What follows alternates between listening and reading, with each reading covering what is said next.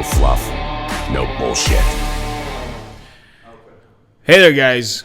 Today, I'm going to do a little introduction for the people that don't know me so they can get a better picture of who I am and why I'm doing all this.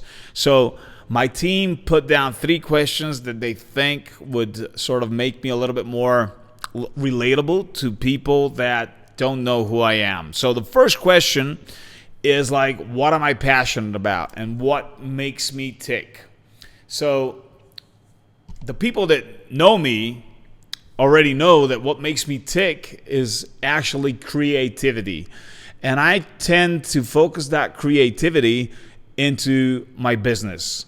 And that is creating new brands, new strategies to overtake our competition, and overall just adding value to what we are currently doing to our customers. So creativity is what makes me tick. And I have a lot of energy as well. I wake up every morning and I can't wait to get to the office. I can't wait to meet the team. I'm always first in the office. Like whenever everybody starts coming in, I'm already on the table here, eager to tell them like what I've came up with through the night. So yeah, business and entrepreneurship are what make me tick. This is my passion. This is what I want to be involved in. I don't think I'm going to be ever able to retire. So it's going to keep on going. So what makes me tick is business and building and creating new strategies to be better than everybody else. So second question is, they wanted me to give you a little bit of a perspective of where I come from, which is a pretty good story. I'm not going to go that far into it. I come from Sofia, Bulgaria. This is in Eastern Europe. I'm already 42 years old, which means that I've lived under the Soviet times in Bulgaria, being part of a communist country, which really sucked. And I'm not going to go into that too far, but it actually formed us as different people because we had nothing growing up. I mean, the people my age had nothing growing up. And I had a collision with the West because in 1989 we moved to the States, and I had a collision with capitalism, and that's what blew my mind. And this is why right now I have a sort of hybrid mindset between an Eastern European and an American, which really gives us a competitive advantage at many times.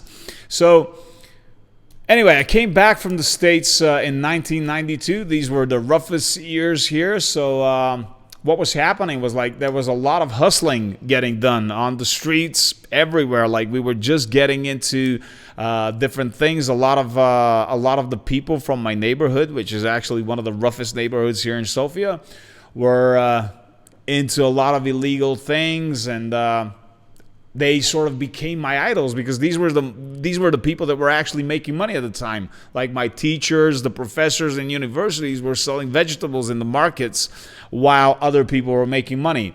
But this sort of got me into a very hidden run strategy thinking. You know, I wasn't seeing the big picture. I was only seeing the sort of short-term goals of making money. You know, you can make money this week, but next week you don't know what's happening. So I started getting into different businesses myself, and from one business to the other, I actually got into Amazon a long time ago. I started running like products. I started competing with these sort of trendy products. And because of my mentality of running these hit and run deals, I wasn't really seeing the big picture, and I wasn't really seeing how building a brand could have a long-term impact on yourself, on whatever you're building, how you're creating a longer term value for yourself. So I got to the point where with all these hidden runs, I got a few accounts closed like by Amazon because we were, again, trying all different things, trying to beat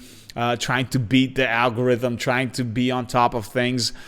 And the last business that I was building really took off. I mean, we were building a business based on on a product that was a Procter and Gamble product. What's going on? A Procter and Gamble product, which at one point Procter and Gamble had like some intellectual property issues with our products, and what ended up happening was they really shut down our account for this. And this was so depressing for me at the time, because for the first time in my life, I was seeing something sustainable, something grow in terms of a business. And it just got taken out like from under me in seconds. And of course, you know how harsh Amazon are. You can fix something like this. I mean, I wrote letters with blood and tears to to their performance team and to whatever. Our account wasn't getting back.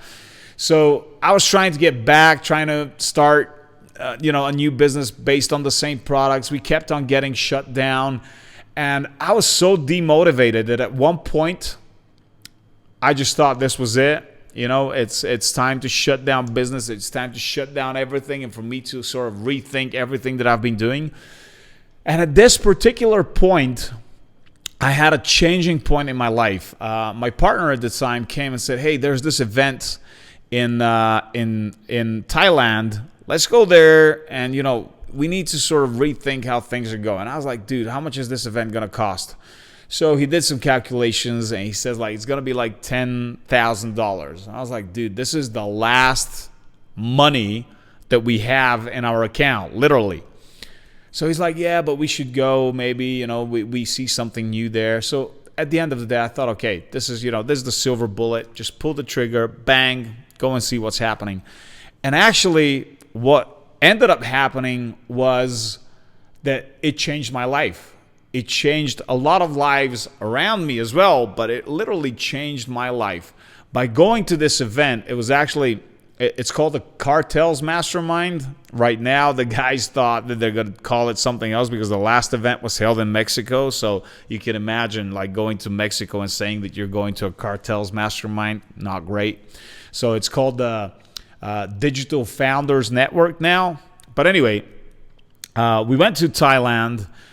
And what ended up happening there is, for the first time in my life, because growing up in Bulgaria and working on Amazon sort of puts you on the map as something significant. There's almost nobody else doing it. And whenever you're doing well, it makes you even more arrogant than you are. And I was very arrogant, trust me.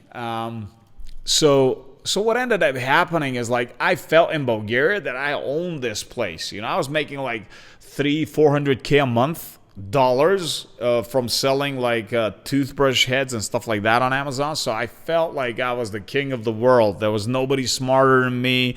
I was, not even listening to whatever anybody else was telling me about business and stuff like that. And by the business crushing down, like just crumbling down, not crushing because that has another meaning, but business crumbling down and me going to Thailand and me meeting another 25 entrepreneurs who are all into e-com, and they were all doing like way better than me, put me in a situation where I was the dumbest one in the room for the first time in a long time, and that really humbled me.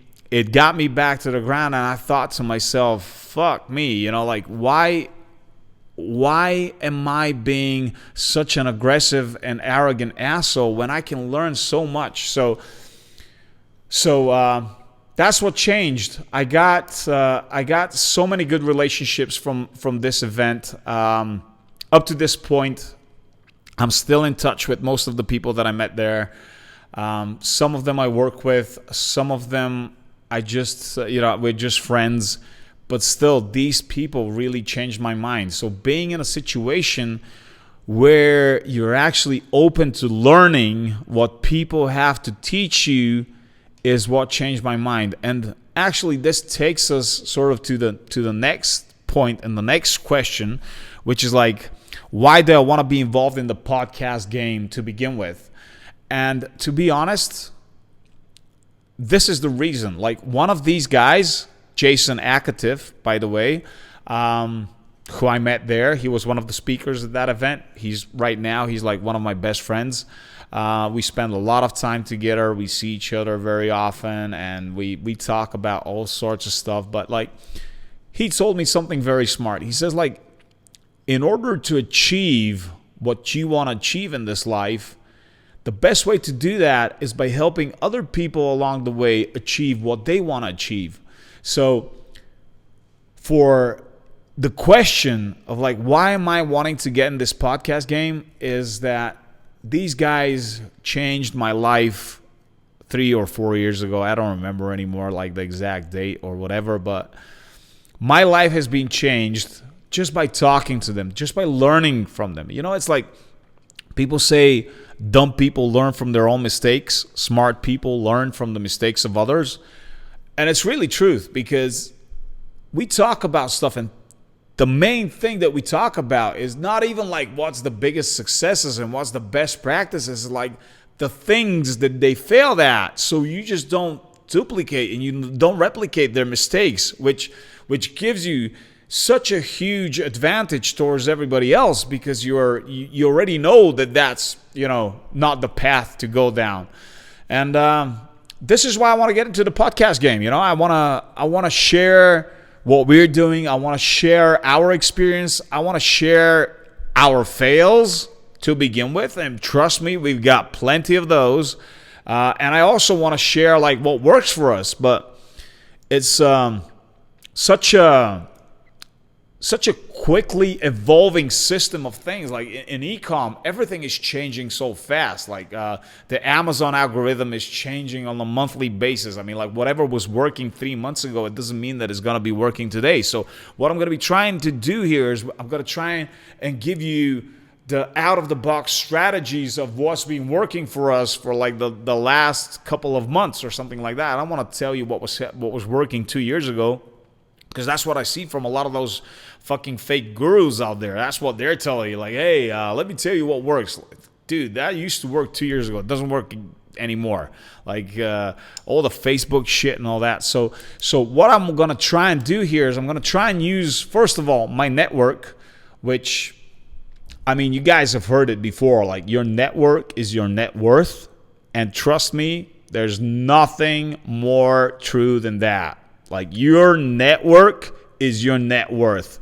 And through the years, like after this event, I've been building up this network, which really happened naturally. I mean, I haven't gone out of my way to go and introduce myself to like different people. It's just been taking part of different events has brought me to a place where I've got to know like people that are very good at what they do.